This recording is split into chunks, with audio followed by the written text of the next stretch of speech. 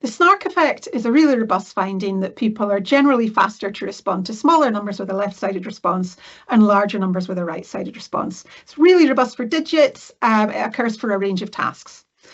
The evidence is more mixed when we look at non-symbolic representations of numbers. So by this, I mean quantities of objects, particularly where we look at tasks where magnitude is not relevant. So in our own lab, we've not found compelling evidence for snark effects for non-symbolic number when we look at tasks like color decision or orientation decision. And on the basis of these findings, we concluded that non-symbolic number doesn't offer the same direct access to quantity and its spatial associations that symbolic number does. Now, this set of studies was really addressed to look at what are the conditions under which we find snark effects for non-digit stimuli. And we manipulated how kind of symbolic or canonical arrangements of circles were on a screen. So the task was always color decision. So circles appeared in black for 0, 200 or 400 milliseconds before they changed color, and the participant indicated whether they were blue or green.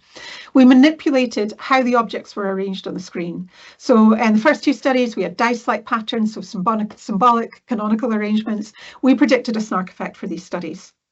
For the second two studies, we had arrangements that were memorable, but were not symbolic in the sense of dice patterns.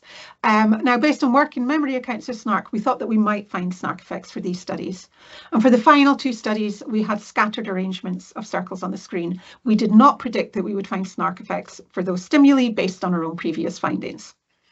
To cut a long story short, our predictions were wrong. We found reliable snark effects for most of the stimuli, as long as one or both of two conditions were met. So either the circles needed to be arranged in a symbolic canonical fashion, so dice-like patterns.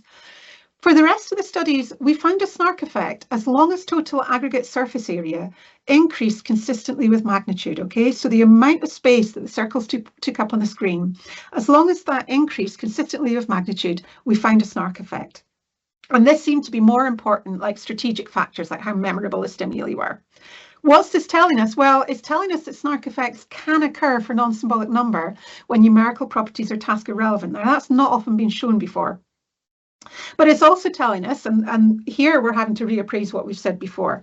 So symbolic and non-symbolic number do both offer roots to magnitude and its spatial associations. But when we look at non-symbolic number, there may be quite a complex interplay of kind of high and low level factors going on here. So it's likely that it doesn't access these things in this quite the same way as digits do. Now, clearly, there's a lot more to say about this poster. So please get in touch or come and see the poster if you want to hear more.